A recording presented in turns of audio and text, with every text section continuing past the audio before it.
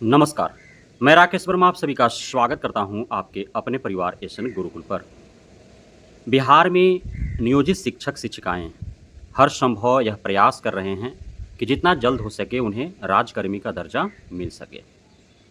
शिक्षा विभाग से जुड़े हुए अन्य संविदा पर बहाल कर्मी, आउटसोर्सिंग एजेंसियों से बहाल कर्मी, जब भी वे शिक्षा विभाग से जुड़ चुके हैं, तो उनकी कहीं न कहीं लालसा है, कहीं न कहीं कामना है कि किसी भी प्रकार यह प्रावधान सरकार ला देती और उन्हें भी राज्यकर्मी का दर्जा प्राप्त हो जाता।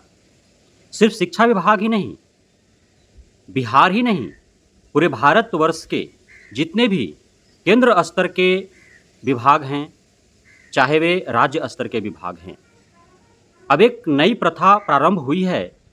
संविदा पर बहाली, आउटसोर्सिंग एजेंसियों के माध्यम से बहाली, ठेकेदारी प्रथा और विभागीय स्तर से सरकारी कर्मियों का जितना व्यापक स्तर पर वैकेंसी नहीं की जा रही है सरकार के द्वारा, उससे अत्यधिक संविदा पर बहाल किए जा रहे हैं कर्मी, आउटसोर्सिंग एजेंसियों से बहाल किए जा रहे हैं कर्मी, ठेकेदार पर बहाल किए जा रहे हैं कर्मी। चूँकि सरकार ऐसा इसलिए कर रही है कि यदि वह सरकारी कर्मियों की बहाली करती है, तो वेतन भी अत्यधिक देने पड़ेंगे, अन्य लाभ उनको प्रदान करने पड़ेंगे। लेकिन जो ठेके पर बहाल हो रहे हैं कर्मी, चाहे वो संविदा पर हों, आउटसोर्सिंग एजेंसियों के माध्यम से हो, तो उनका दिहाड़ी मजदूर की भांति मजदूरी देना होता है और अन्य कोई लाभ के लिए कोई सरकार के पास टेंशन होता नहीं है। भाई कमाओ और पैसा ले जाओ, बाकी अन्य हमारे पास कुछ भी नहीं मांगने के लिए तुम्हारा अधिकार है, क्योंकि हम तुमको बहाल नहीं किए हैं। तुम्हारी बहाली वो ठेकेदार किया है, वो आउटसोर्सिंग एजेंसी किया है, तुम संविदा पर हो, सरकारी नहीं। लेकिन कहीं न कहीं जब संविदा पर बहाल हो चुके होते हैं कोई भी कर्मी, जब ठेकेदारों के द्वारा बहाली हो जाती है किसी भी कर्मी का, आउटसोर्सिंग एजेंसियों के माध्यम से जब बहाल हो जाते हैं कोई कर्मी, और जो सरकारी कर्मी होते हैं उनके सापेक्ष ही वे समानांतर कार्य करते हैं, तो कहीं न कहीं उनको खलता है और उनकी लालसा होती है। फिर वे संघ संगठन बनाते हैं, सरकार से लड़ते हैं। जब चुनाव के समय आते हैं उस दरमियान कड़ा विरोध करते हैं सरकार का और वो अपनी मांगों को रखते हैं, और कभी-कभार सरकार जो है वो वोट बैंक बनाने के लिए उसे घोषणा भी कर देती है, उसे नियमित कर देती है और फिर राज्यकर्मी बनाने हेतु भी प्रयास करती है, जिस प्रकार से बिहार के शिक्षा विभाग से जुड़े हुए नियोजित शिक्षकों के मामले में देखने को मिल रहा है। लेकिन अब है कि राज्यकर्मी के मामले में माननीय हाईकोर्ट पटना के द्वारा एक फैसला सुनाया गया है। दरअसल बात यह है कि एक बिहार के भागलपुर में बिहार कृषि विश्वविद्यालय है और वहाँ पे एक कर्मी थे जिनका नाम था नागेंद्र सिंह। उनकी मौत हो गई थी 2020 ईस्वी में। लेकिन उन्होंने अपने जीवन में एक बहुत बड़ा भूल यह कर रखा था कि उन्होंने 2 शादियाँ की थी और दोनों बीवियाँ उनके अब तक जीवित हैं, दोनों बीवी जीवित हैं।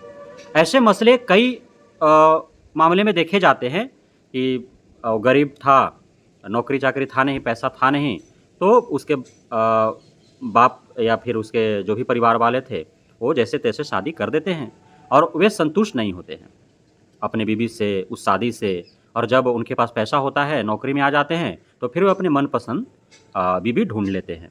इस प्रकार के कई मसले देखे गए हैं और अच्छे-अच्छे प्रबुद्ध बुद्धिजीवी जनप्रतिनिधि पदाधिकारी के मामले में भी ऐसा देखने को मिला है। उदाहरण स्वरूप बिहार के ही राजनेता जो एक चर्चित नाम है, हालाँकि वे अब इस दुनिया में नहीं रहे। केंद्र में वो कई बार वो जो है केंद्रीय मंत्री के रूप में कार्यरत रहे हैं। पूरे भारत उस नेता को जानता है। वो स्वर्गीय रामविलास पासवान जी का नाम आपने सुना होगा। पूर्व में उनको शादी हो रखी थी, बाद में जब चर्चित हुए तो एक अन्य सुंदरी से उन्होंने विवाह किया, जिससे भी चिराग पासवान हैं। लेकिन पूर्व के जो बीवी हैं या उनके जो बच्चे हैं, संतान हैं, उनको वो भाव उन्होंने जीवन में दिया नहीं कभी, और आज चिराग पासवान भी या चिराग पासवान के जो मम्मी हैं वो भी नहीं देते हैं। चिराग पासवान के मम्मी हाई प्रोफाइल ज़िंदगी जी रहे हैं, जबकि उनका सौतेली माँ, भाई, बहन, बहनोई सभी जो है किस प्रकार से गुज़र बसर कर रहे हैं, सभी अवगत हैं, कहने की आवश्यकता नहीं है। तो उसी प्रकार से जो है कई मामले में, कई मसले में ऐसा देखने को मिलता है। अब आप 2 शादी कर रहे हैं, तो माननीय हाईकोर्ट ने साफ-साफ कहा कि शादी करने से हम रोक नहीं रहे हैं, आप शादी करो। लेकिन जिस विभाग में आप कार्यरत हो, जिस इंस्टीट्यूट में आप कार्यरत हो, दूसरे शादी करने से पूर्व उससे आपको अनुमति लेना होगा, उसको बताना होगा। अब नागेंद्र सिंह ने क्या भूल कर रखा था कि दूसरा जब उन्होंने विवाह किया, तो वह विवाह बिहार कृषि विश्वविद्यालय भागलपुर में कार्यरत रहते उन्होंने किया और विश्वविद्यालय को इसकी सूचना भी नहीं दी कि हाँ वो दूसरा विवाह करने वाले हैं, चूँकि अब दूसरा विवाह करने से पूर्व ही उनकी नौकरी लग चुकी थी। अब उन्होंने जो भी अपना नॉमिनी नेम दे रखे होंगे या फिर जो लाभुक का नाम रहता है कि उनके मृत्युपरांत कौन लाभुक होंगे, तो उसमें उन्होंने पहली बीबी का नाम दे रखा था। तो संवैधानिक तौर पर पहली बीबी ही सारे हकदार थे। अब जब मृत्यु हो गया 2020 में नागेंद्र सिंह का, तो दूसरी बीबी जो है वो विश्वविद्यालय प्रशासन के पास गुहार लगाती है कि उनको भी पेंशन में हिस्सेदारी दे दिया जाए। तो विश्वविद्यालय ने कहा कि हमारे पास आपका कोई रिकॉर्ड नहीं है, हम कैसे जानते हैं कि आप उनकी बीबी हैं, हमारे पास रिकॉर्ड तो भाई पहले वाले बीबी का ही है, तो उन्हीं को हम लाभ दे पाएंगे, आपको नहीं दे पाएंगे। तो विश्वविद्यालय स्तर से जब उनको न्याय नहीं मिला, तो फिर वो माननीय हाईकोर्ट पटना का दरवाजा खटखटाती है दूसरी वाली बीबी। लेकिन पटना हाई कोर्ट ने भी साफ साफ यह कह दिया कि यदि आपसे जब विवाह नागेंद्र सिंह कर रहे थे उसकी सूचना यदि विश्वविद्यालय को हो तो फिर आप हकदार हैं। यदि विश्वविद्यालय को सूचना उस समय नहीं दिया गया था और कोई आपका नाम कहीं भी मेंशन नहीं है, कोई रिकॉर्ड में नहीं है, तो फिर आप हकदार नहीं हैं। हालांकि इस प्रकार के मसले में दूसरी वाली बीबी को लाभ नहीं मिलता है यदि सूचना नहीं दिया गया हो तो। लेकिन यदि पहले की बीबी है, दूसरी आप शादी करना चाहते हैं, किसी भी कारणवश हो सकता है कि पहले की बीबी है उससे संतान नहीं हो रहा है और उसमें जो है मेडिकली कोई प्रॉब्लम हो, तो दूसरा बीबी आप करना चाहते हैं ताकि आपका जो है कोई बुढ़ापे का सहारा बन सके, तो उससे आपका संतान होंगे, वो आपका बुढ़ापा का सहारा बनेगा, आपका जो है परिवार का अगला वारिस होगा। तो इस वजह से भी बहुत लोग करते हैं। लेकिन चाहे जो भी जिस भी रूप में आप करें, जिस भी कारण से आप करें, उसको कोई आपको पूछने ताकने वाला नहीं है। लेकिन आप कर रहे हैं तो जिस विभाग में कार्यरत है, जिस इंस्टीट्यूट में, जिस संस्थान में आप कार्यरत है, उसको आपको सूचना देना होगा। नागेंद्र सिंह ने ऐसा किया नहीं था। लेकिन इस मामले में है कि दूसरी बीबी आपने रखा, शादी किया और उससे बच्चे हो गए, तो अनुपातिक रूप से दूसरी बीबी के बच्चों का अधिकार है। लेकिन नागेंद्र सिंह वाला मामला में क्या है कि दूसरी बीबी के दो ही बच्चे हैं, दोनों लड़कियां हैं और दोनों का विवाह हो चुका है। तो अब यह एक बहुत बड़ा जो है पॉइंट बन रहा है।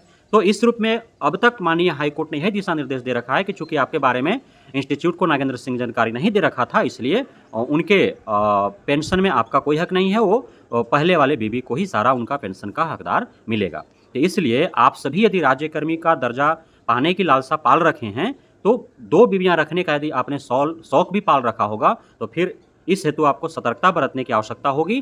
प्रथम बीबी के रहते हुए दूसरी बीबी आप करना चाहते हैं तो पहले वाले बीबी को जानकारी तो आपको प्रदान करना ही होगा, क्योंकि यदि पहले वाले बीबी का जानकारी प्रदान किए बिना यदि दूसरा शादी करते हैं तो असंवैधानिक है, गैर संवैधानिक है। साथ ही आप यदि किसी भी विभाग में, किसी भी संस्थान में कार्यरत हैं, तो उस संस्थान को भी आपको सूचना देना होगा शादी से पूर्व ही कि आप दूसरी शादी करने जा रहे हैं और वो आप पहले वाले बीबी से सहमति से करने जा रहे हैं। इस प्रकार से आप यदि संविधान के दायरे में रह करके, कानून के दायरे में रह करके करेंगे तो फिर किसी का जिंदगी बर्बाद नहीं होगा। अब दूसरे बीबी आप रख लेंगे, कर लेंगे, जब तक आप जीवित रहेंगे तब तक सारे सुविधाएं उनको प्रदान करेंगे। आपकी मृत्यु हो जाएगी तो दूसरा बीबी के बारे में सूचना संस्थान को, विभाग को है नहीं, तो उसका जीवन बर्बाद ही हो जाएगा ना, उसको कोई लाभ नहीं मिल पाएगा। तो सीधी सी बात है। तो इसलिए आपको सोच समझ करके आगे की कदम बढ़ाने हैं इस मसले में, ताकि आपके कारण किसी का जीवन बर्बाद न हो। बहुत बहुत धन्यवाद आप सभी साथियों का हमारे साथ जुड़े रहने के लिए, बने रहने के लिए, इतना प्यार देने के लिए, हम पर भरोसा बनाए रखने के लिए।